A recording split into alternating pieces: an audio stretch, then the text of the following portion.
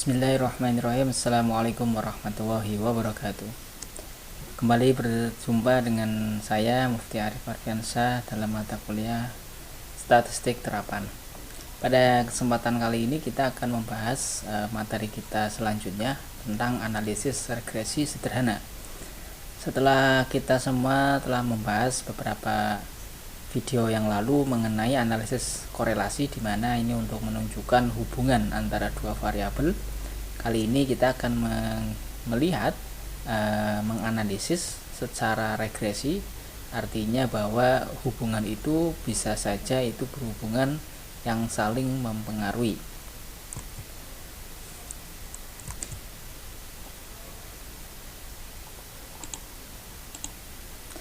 Regresi linear sering digunakan untuk melihat nilai prediksi atau perkiraan yang akan datang.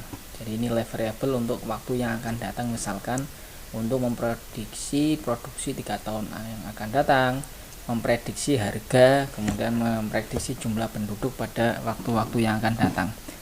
Jadi di sini nanti ada beberapa variabel ya, ada dua variabel X dan Y, atau variabel terikat dan variabel dependent yang memiliki hubungan, dan nanti hubungan ini yang mana nilai X yang sudah diketahui dapat digunakan untuk memperkirakan nilai Y.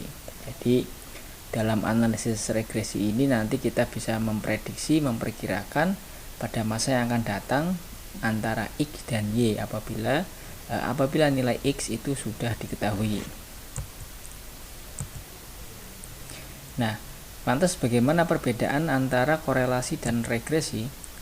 Kalau korelasi itu adalah hanya menunjukkan sekedar hubungan. Jadi bagaimana hubungan antara X dan Y tanpa melihat saling pengaruh ya. Kemudian dalam korelasi tidak dikenal dengan istilah variabel bebas maupun variabel tergantung, karena di sini hanya melihat hubungannya saja, tidak ada saling mempengaruhi. Sedangkan di dalam regresi ini menunjukkan hubungan yang pengaruh, jadi hubungan yang saling mempengaruhi ataupun hubungan yang salah satu mempengaruhi, dimana dalam regresi terdapat istilah variabel tergantung dan juga variabel bebas. Jadi dalam regresi terdapat istilah tergantung dan istilah bebas. Jadi nanti ada dua variabel ya, variabel tergantung dan variabel bebas. Nah, istilah dalam notasi variabel dalam regresi ini ada Y, ini adalah variabel tergantung ya, atau bisa dikatakan dependent variable, atau variabel yang dijelaskan, atau variabel yang ingin diramalkan, atau variabel yang diregresi, dan variabel tanggapan. Sedangkan sedangkan X itu adalah variabel bebas atau independent variable. Jadi variabel bebas ini adalah yang akan mempengaruhi variabel tergantung atau variabel terikat, yaitu Y. Nah, X ini juga bisa dikatakan variabel yang menjelaskan atau explanatory variable, kemudian bisa juga variabel peramal ya, atau pun sebagai prediktor. Kemudian variabel yang meregresikan atau regresor, kemudian variabel perangsang atau kendali atau stimulus or control variable. Jadi ada X dan variabel Y. Nah, kalau bisa kita gambarkan, ini ada X dan Y, dua variabel di mana X ini akan mempengaruhi Y. Adakah korelasi atau hubungannya antara X dan Y? Nah, ini nanti akan dihitung dengan analisis korelasi. Ya, apakah ada hubungan antara kedua belah pihak ini atau kedua variabel ini? Nah, sedangkan dapatkah variabel X memprediksi Y? Nah, apakah X dapat memprediksi Y? Nah, berarti kalau memprediksi, maka ini namanya variabel independen. X-nya sebagai variabel independen atau prediktor, sedangkan Y adalah variabel respon atau variabel dependen. Jadi artinya ketika korelasi itu hanya melihat hubungan antara X dan Y, antara sebab akibat saja. Kemudian kalau dalam variabel ataupun dalam korelasi analisis regresi sederhana, ini nanti akan mampu memprediksikan antara X dan Y, di mana dapat memprediksi Y. Nah, ini analisis regresi.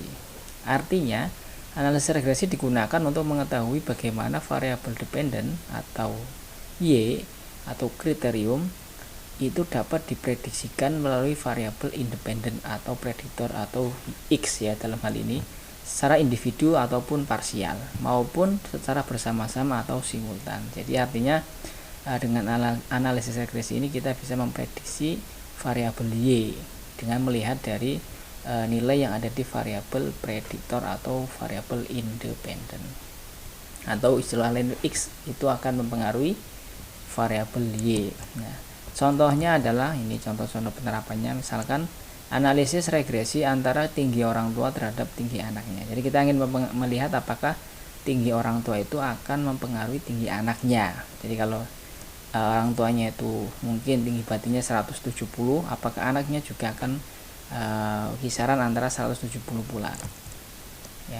Kemudian analisis regresi antara pendapatan terhadap konsumsi. Nah ini apakah ada pengaruh tingkat pendapatan seseorang itu terhadap tingkat konsumsinya. Ini kan melihat pengaruh ya, hubungan yang pengaruh ya. Jadi pendapatan itu apakah mempengaruhi konsumsi. Nah, contoh lain misalkan apakah harga itu akan mempengaruhi terhadap penjualan barang. Nah ini jadi ketika harganya naik, penjualan barangnya itu naik apa turun, atau sebaliknya ketika harganya turun, penjualan akan naik atau turun. Jadi ini bisa untuk memprediksi variabel Y-nya ya. Jadi kalau dalam hal ini variabel X-nya itu adalah harga, sedangkan variabel Y-nya itu adalah penjualan barang.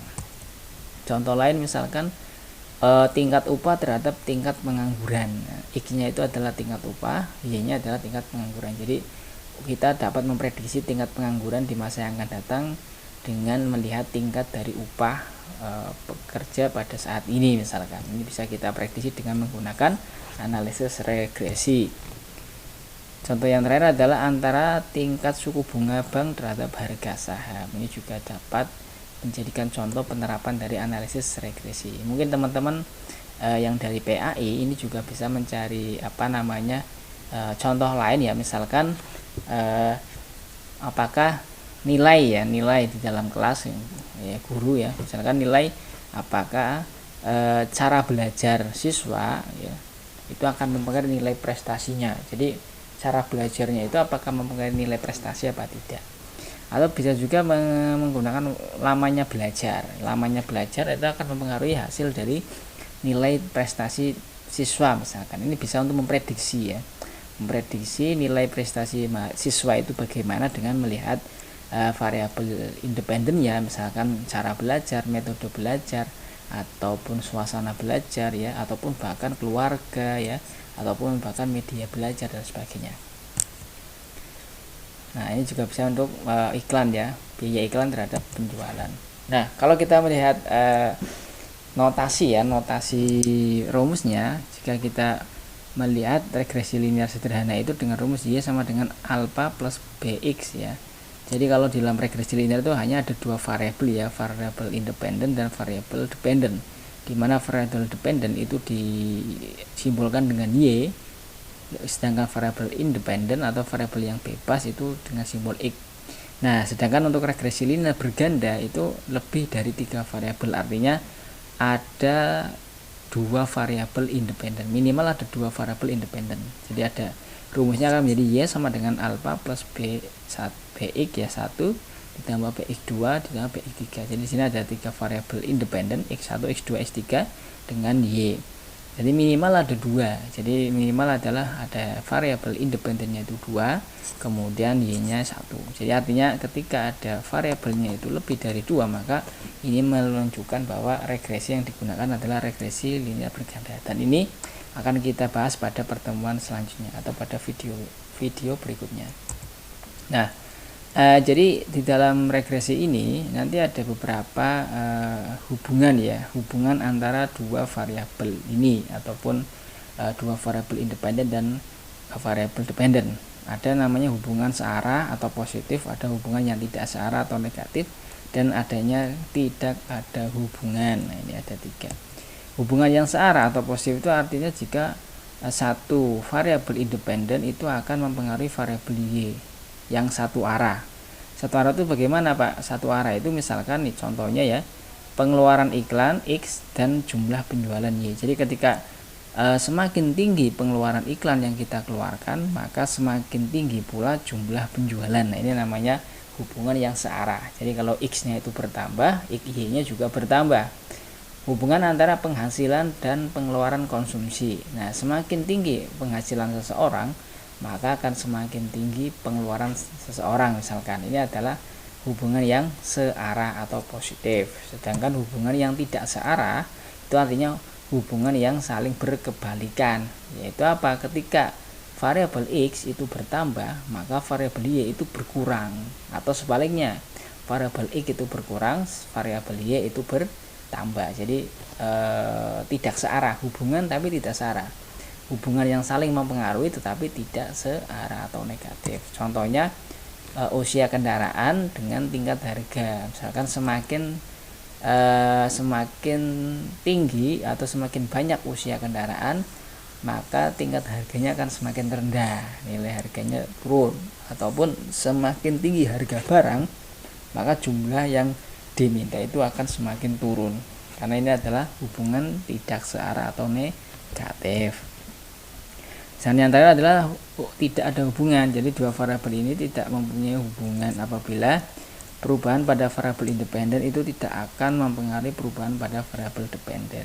Contohnya misalkan semakin tinggi konsumsi pangan, maka dengan tingginya gedung itu tidak ada hubungannya ya. Jadi misalkan semakin tinggi orang memakan konsumsi pangan, itu tidak ada hubungannya dengan tingginya gedung ya.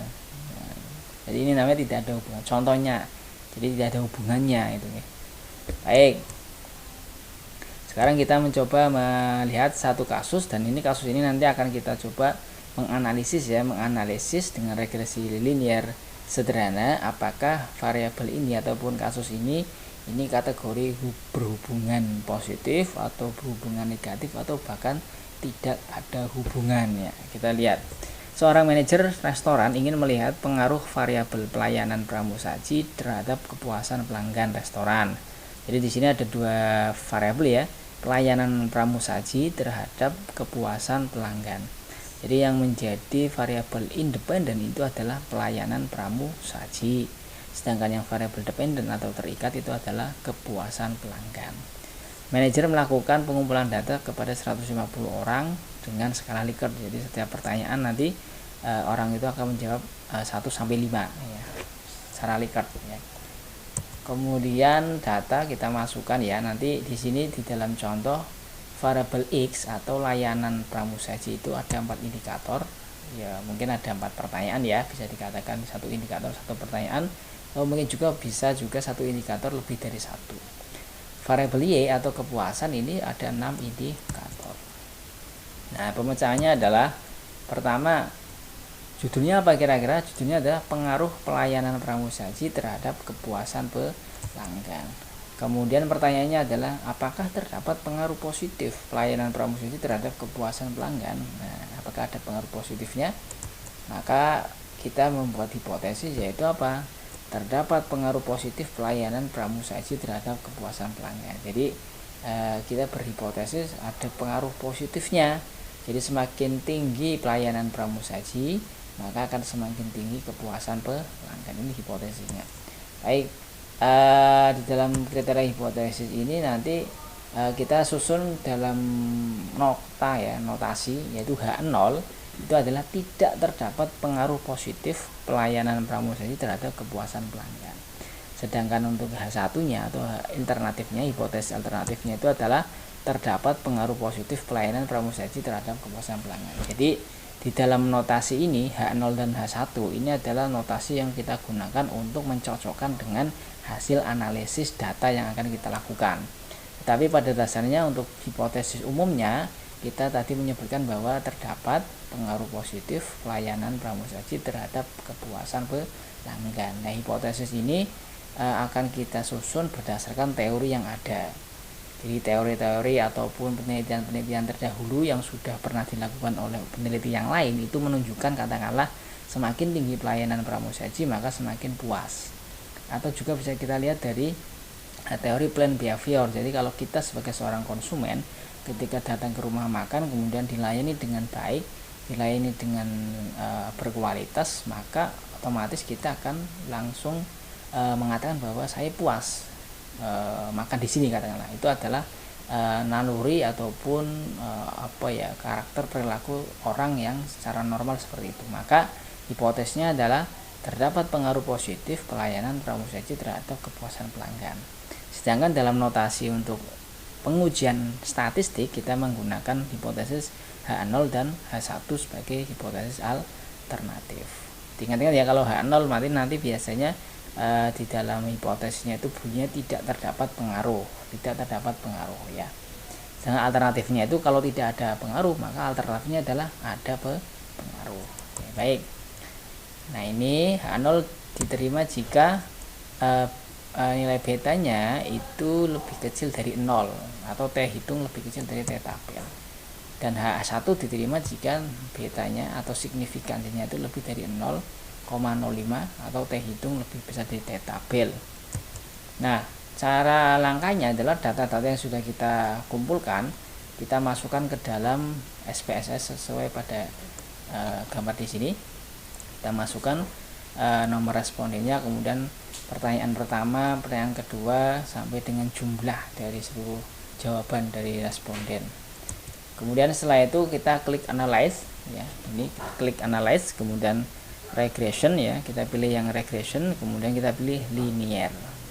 Nah, kita pilih, setelah itu akan muncul kotak kolom linear regression. Nah, di dalam ini tadi kita sudah melihat bahwa X itu adalah variabel independen, maka yang X ini kita pindahkan ke dalam kolom independen. Kemudian yang Y kita masukkan ke dalam kolom Y ya. Kita masukkan X dan Y pada kolom yang sudah disediakan, dan ingat tidak boleh tertukar ya, karena ini akan saling mempengaruhi ataupun akan berpengaruh pada hasilnya. Kemudian langkah selanjutnya adalah kita klik tombol statistik. Nah, tombol statistik ini nah, yang ada di pojok ini, statistik, kita klik. Nah, setelah kita klik akan muncul kotak linear regression statistik. Nah, di sini kita pastikan sudah tercentang ya. Apa saja yang tercentang? Yang pertama adalah estimatis, kemudian yang kedua adalah model fit, kita centang, kemudian deskriptif juga kita centang, kemudian Durbin Watson juga kita centang. Kalau sudah semuanya, kita klik continue. Nah, setelah kita klik continue, nanti kita klik tombol plot ya. Plot itu tombol yang di bawahnya ini. Nah, ini di tombol setelah status ini kita klik tombol plot ya. Kemudian di plot ini kita klik, nanti muncul seperti ini. Nah, di sini kita masukkan nilai ya. Untuk Y itu kita isi dengan SD Recit. Nah, kita pilih di sini SD Recit. Kemudian kita klik saja SD Recit, kemudian nanti akan pindah ke sini. Kita coba ya, kita coba praktekkan di dalam SPSS langsung. Kemudian yang X-nya itu pakai Z-pred ya, Z-pred. Nah, kemudian kita pilih centang histogram dan normal probability plot. Kita pilih seperti ini ya langkah-langkahnya, kemudian kita klik continue. Nah, setelah kita klik continue, kita klik save. Save itu tadi di bawahnya. Jadi yang diperhatikan adalah ini dipilih satu-satu ya, statistik, plot, kemudian save. Ini yang terakhir nanti. Kalau option nanti sudah otomatis biasanya nanti 95%. Nah, di menu save ini setelah kita klik save, nanti kita pilih yang understand the result. Yang ini predictive value-nya kita isi. Kemudian di residualnya juga kita centang unstandardized, ini kita centang semua. Nah, setelah itu kita pilih keduanya, kita centang, kemudian kita klik continue. Nah, setelah klik continue nanti akan kembali ke menu awal seperti ini ya. Setelah itu kita klik OK. Nah, kita klik OK, nanti langsung akan muncul hasil dari outputnya. Ada tiga output yang akan kita perhatikan. Yang pertama adalah di situ ada tabel deskriptif statistik. Di sini menjelaskan mengenai X dan Y, di mana di dalam variabel Y itu rata-ratanya ada 40,8 ya, atau 4,08. Kemudian di X-nya itu rata-ratanya jawabnya 4,12. Tadi kan para responden kan menjawab 1 sampai 5 ya. Nah, rata-rata menjawab 4,1 untuk yang variabel X, kemudian 4,0 untuk variabel Y. Dengan standar deviasi 6,0, kemudian 5,9, kemudian dengan N itu total responden adalah 150. Ini dari hasil deskriptif, rata-rata pelanggan memberikan penilaian terhadap pramusaji adalah 4,123 dengan standar deviasi 0,6. Kemudian sedangkan penilaian pada kepuasan pelanggan itu adalah 4,08 dengan standar 5,96. Ini terbalik ya, harusnya yang pramusaji itu yang X itu standar deviasinya 5,9, sedangkan yang standar deviasi 6 itu adalah yang kepuasan pelanggan. Ini terbalik ya, standar deviasinya di uraian ini terbalik. Nah, kemudian yang kedua, tabel correlation. Ya, di tabel korelasi ini untuk melihat hubungan antara X dan Y bagaimana. Dengan cara ini melihat tingkat korelasi antara variabel kualitas dan tingkat kepuasan. Tingkat keratannya itu sangat cukup tinggi ya, yaitu 0,715. Kita lihat di sini menggunakan metode Pearson ya. Kemarin ada dua metode. Kita gunakan yang Pearson correlation, kita lihat 0,715. Jadi artinya tingkat keratannya itu cukup lumayan bagus ya, 0,715. Kemudian tabel yang ketiga itu adalah tabel ANOVA. Di sini ada nilai regression, residual, kemudian ada DF-nya, degree of freedom-nya, kemudian ada mean secure, kemudian ada F dan SIG. Nah, ini ada dua ini yang akan kita cocokkan ya. Tabel di atas menunjukkan bahwa nilai p-value atau signifikansi statistik F itu adalah 0,0000 ini. Signifikansinya kita lihat di sini 0,0000. Karena 0,0000 itu lebih kecil dari 0,05, maka H0 ditolak karena lebih kecil. Kalau H0 ditolak, maka artinya H1 atau H alternatifnya itu diterima. Maka artinya bahwa model regresi yang terbentuk mampu menerangkan data empiris secara keseluruhan, atau istilahnya ada mampu digunakan untuk memprediksi dari kepuasan pelanggan. Kemudian tabel yang terakhir adalah koefisien. Di sini di koefisien ini kita akan melihat bagaimana model regresinya. Dari tabel ini kita lihat nilai P-nya tadi sama 0,05 ya, ini signifikansinya 0,00 bagi X ya. Nah, karena ini maka H0 ditolak, artinya bahwa pelayanan pramusaji memiliki pengaruh yang signifikan terhadap tingkat kepuasan pelanggan. Jadi karena signifikansinya kurang dari 0,05, maka H0 ditolak, artinya H1 diterima. Di mana H1 itu adalah pelayanan pramusaji memiliki pengaruh yang signifikan terhadap tingkat kepuasan pelanggan, sehingga model regresinya adalah kepuasan pelanggan atau Y ini sama dengan alpanya kita lihat kita lihat di mana 1,085, kita lihat di sini. Nah, ini ya, di beta ini B 1,08631 ya. Kemudian ditambah dengan 0,728 X nya mana ini 0,728 ya. Ini pembulatan 0,728 X ya. Jadi kita lihat ini. Jadi artinya bahwa jika kualitas pelayanan pramusaji dinaikkan 1 poin, maka tingkat kepuasan pelanggan akan naik sebesar 0,728. Jadi artinya ketika nilai dari pelayanan pramusaji itu naik 1 poin, maka otomatis akan mempengaruhi nilai kepuasan pelanggan sebanyak 0,728. Dilihat dari sini ya, dari model regresinya 0,728 X ya, dilihat dari nilai B nya ini 0,728 X. Ini adalah pembulatan ini 0,728. Baik ya. Nah, kemudian tabel selanjutnya adalah model semari, di mana model semari ini kita bisa melihat berapa persen sih sebenarnya pengaruh dari variabel prediktor ini atau variabel X ini mempengaruhi variabel Y. Tabel di atas menunjukkan bahwa variabel kualitas pelayanan pramusaji mampu menjelaskan variabel tingkat kepuasan pelanggan. sebesar 51,1%. Dilihat dari mana?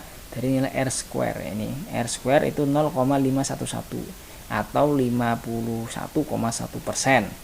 Artinya bahwa kualitas ataupun pelayanan pramusaji ini mampu menjelaskan pengaruh terhadap tingkat kepuasan pelanggan sebesar 51%. Sedangkan sisanya yaitu 48,9% itu dijelaskan oleh variabel lain di luar model ini. Jadi karena kita meneliti tentang pelayanan pramusaji, itu hanya pramusaji saja pelayanannya itu pengaruhnya hanya 51%, sedangkan sisanya itu dipengaruhi oleh variabel lain di luar model ini, ataupun variabel lain itu mempengaruhi 48,9%, sedangkan untuk pelayanan pramusaji itu 51,1%. Nah, demikian penjelasan dari saya, dan ini di akhir disimpulkan bahwa dari kasus tadi kita dapat menyimpulkan di bagian akhir itu bahwa terdapat pengaruh positif kualitas pelayanan pramusaji terhadap tingkat kepuasan pelanggan. Tadi kan nilainya hipotesisnya sudah terjawab bahwa ini pengaruhnya positif, karena tadi kita lihat di situ nilai signifikansinya, kemudian nilai korelasinya itu semuanya bertanda positif sehingga pengaruhnya positif. Jadi ketika kualitas pelayanannya itu ditingkatkan, maka otomatis kepuasan pelanggan akan meningkat.